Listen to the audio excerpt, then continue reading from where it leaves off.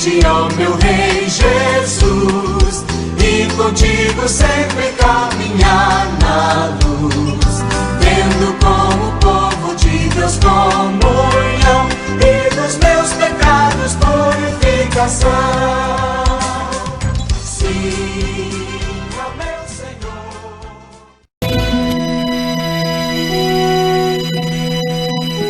Os pastores. Ser pastor, antes de tudo, é ser alguém chamado, conforme Efésios 4, versículo 11, e vocacionado por Deus, porque não basta ter o título, senão exercer bem a tarefa que lhe foi confiada pelo Senhor. Há pastores e pastores. Por exemplo, José, o filho de Jacó, foi pastor de ovelha, é claro. Mas os seus irmãos também foram pastores de ovelhas, pois as Escrituras diz: José, de 17 anos, apacentava as ovelhas com seus irmãos. Gênesis 37, verso 2. Olhando para a questão da idade, parecia que José não tinha muito tempo de pastor. Ele só tinha 17 anos de idade, enquanto seus irmãos já eram homens feitos e experientes. Eram homens que já tinham passado por muitos campos pastoreando. Pela lógica, era para os seus irmãos dar bons exemplos de pastores a José, que era bem mais novo. Todavia, aconteceu o contrário, porque José, mesmo sendo ainda um pastor jovem, ainda inexperiente, com menos tempo de pastor, era quem dava exemplo para todos eles. José era competente, exemplar, leal, eficiente e fiel.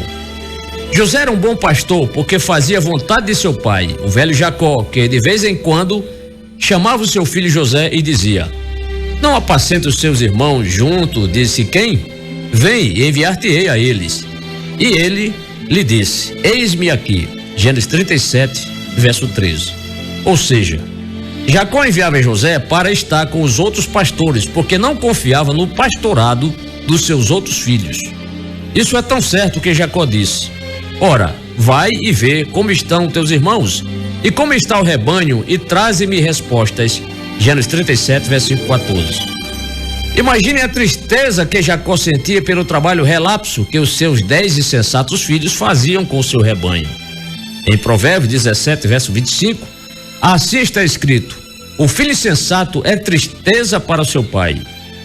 Daí, rádio ouvinte, multiplique essa tristeza 10 vezes mais. É pouco? Erradamente, alguém pode até pensar que José foi um dedo duro, pois tudo o que os seus irmãos faziam de errado contava ao pai. Está escrito: José trazia uma má fama deles a seu pai. Gênesis 37, versículo 2, parte B. Ora, e José estava mentindo? Não. Será que ele estava inventando conversas para agradar ao pai? Não, em absoluto. Entretanto, por ser leal ao seu pai, José não lhe escondia nada. Com certeza, José queria que o pastorado deles mudasse para melhor, o que não aconteceu, infelizmente. Outro grave problema desses pastores irmãos de José era que eles não estavam comprometidos com a função que receberam de Jacó. Se eles sabiam que fazendo coisas erradas José contaria ao pai, então por que não procuraram fazer as coisas certas? Sabe, rádio ouvinte, isso me faz lembrar aquele texto de Romanos 13, verso 13, que expressa: porque os magistrados não são terror para as boas obras, mas para as más. Queres tu, pois, não temer a potestade? Faz o bem e terás louvor dela. É óbvio que Jacó não era um magistrado, um juiz, mas era um pai ajuizado que de maneira nenhuma aprovava o mau exemplo de seus filhos.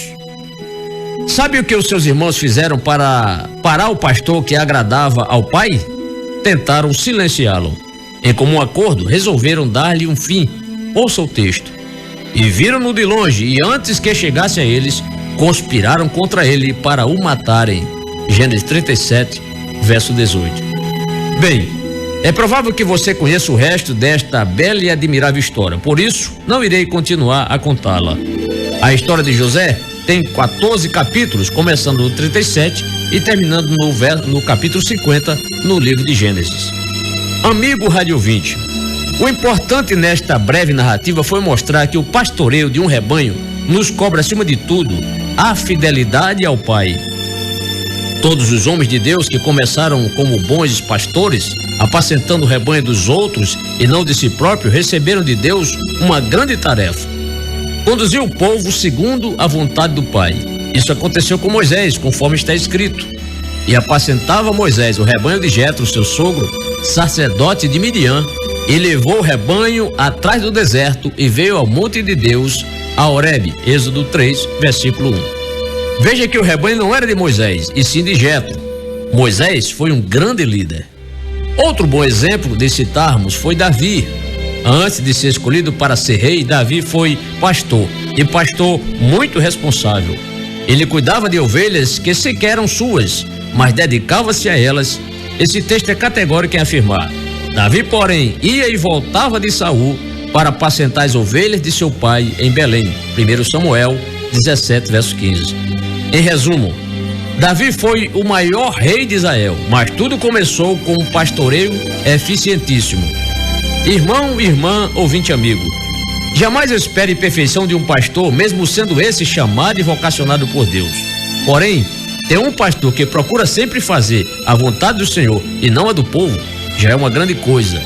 Seja grato a Deus por isso.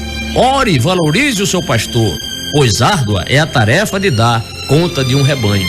Alguém por aí já disse: o pastor é uma dádiva de Deus para a igreja e uma diretoria é uma dádiva de Deus para o pastor. Quero eu servir-te, ó meu Rei Jesus, e contigo sempre caminhar na luz.